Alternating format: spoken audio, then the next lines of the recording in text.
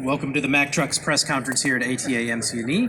My name is Chris Hefner. I'm the manager of public relations for Mack Trucks. Welcome to the booth. A couple things before we get started here.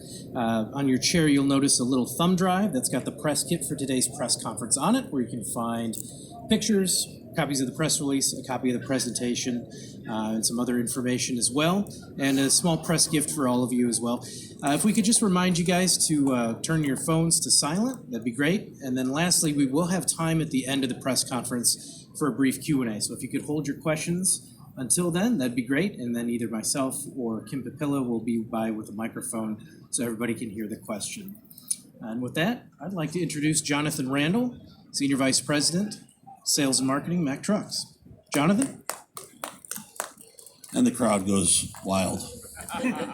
Thank you. So I'm going to talk a little bit about just the general macroeconomics of what we're seeing in the industry. Roy's going to talk about probably the stuff that's more interesting from a technical and product standpoint. But I'm going to start out a little bit repetitive from what you saw earlier today. And only because these two programs, the Workforce Heroes and then the Share the Road, are so important to us. I echo comments made on the stage by others, how important drivers are to our industry.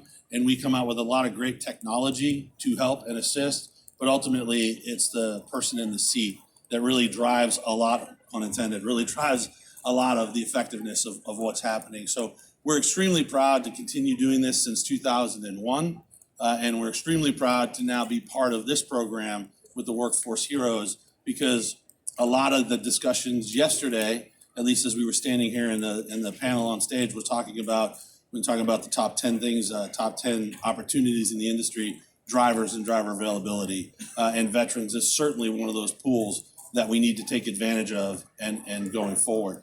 So let's get into some macroeconomic discussions, shall we? It has been an interesting year, to say the least. It's been an interesting 18 months in the industry. And we can say that we're seeing the cooling off. That is not a surprise, that we all expected. But as you see, the economy is normalizing from what you saw were some fairly significant numbers previously in growth, and not only in growth for just GDP, but also our markets. Manufacturing growth is recovering from a weak first half, where we started a little slow, but we're starting to see gains there. And then construction spending is stable and housing starts are up. So you're going to see more of that later as I talk about just the industry standpoint, or from the industry standpoint. Retail sales continue to drain the backlog that we had built over the last 12, 16 months with trucks getting out there. There's still a lot of inventory in the industry, but the retails on a monthly basis are starting to burn through it when you look at North America at anywhere from 27,000 to 31,000 monthly retails burning out of that backlog. The Class 8 market this year is 325,000 trucks. When we started our journey earlier this year, we were thinking it was going to be about 300, 310. And we've bumped it several times since. So we believe this market is 325,000. There's nothing that shows us from a retail standpoint that we're not going to hit that number. Now remember, when we talk retails, we're talking Class 8, US, Canada, and Mexico as part of ours. We're going to return to a typical demands. So what that means is we haven't released our official forecast for next year, but the market is going to drop from a 325. Where we see opportunity in that is that we still view the construction segment, the refuse segment, the dirty truck segment being very strong next year. And even as we drop the market next year, it's still from a historical standpoint going to be a pretty good market overall. The majority of what we see dropping is going to be in the long haul segment. So actually the retail sales and the volume of segment that's going to be made up by construction straight trucks, COEs, day cabs are going to take a larger portion of the overall market. This year, long haul accounts for about 48%, 49% of sales and retails. We're thinking that's probably going to be closer to 43, 44% next year, and those other segments are going to pick up that slack from just a percentage of the overall market, which is good for Mack because those are strong core segments for us, and we'll still continue to compete with the Anthem in the over-the-road segment. So I just talked about this entire slide on the previous slide. So just hit replay. This is my favorite thing. Normal does not equal bad, right? We're coming off of a 310,000 and a 325,000 market. A normal market is going to be probably mid 200s, and we're okay with that, right? We're going to take a breath. We're going to work through this industry backlog.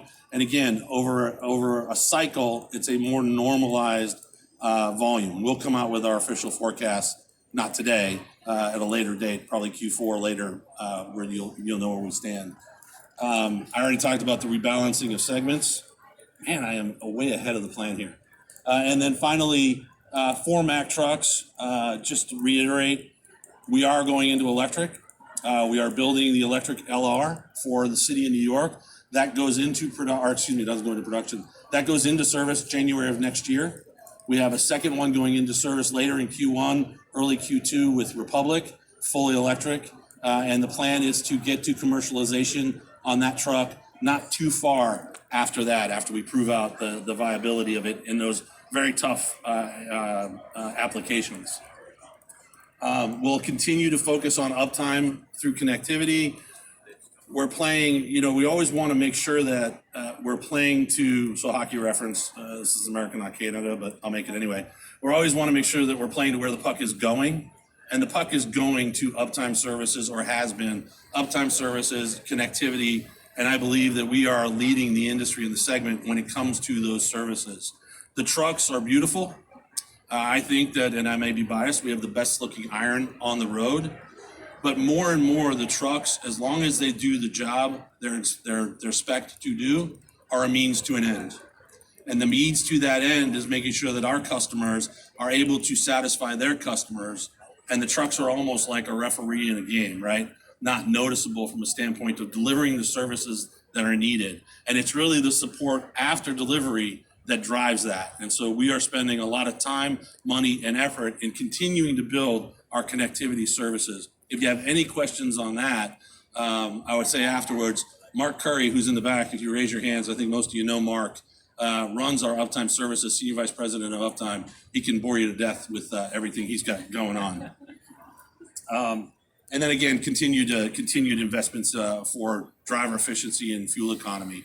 The other thing we're doing is, if you follow, and I know John Walsh has talked about this more than once, we've got a couple social influencers out there, and Jamie Hagan and Joel Morrow, who are driving 6x2 liftable with our HE package and regularly seeing fuel economy north of 10. So I urge you to follow those guys. Take a look. They post all their routes. They post all the data analytics from the engine so that you can see what's going on there. And we're really, really proud and happy with what's been happening with what they've got going on. So I think that wraps up my comments. Just again, from an overall standpoint, I'm going to turn it over to Roy for what is probably much more interesting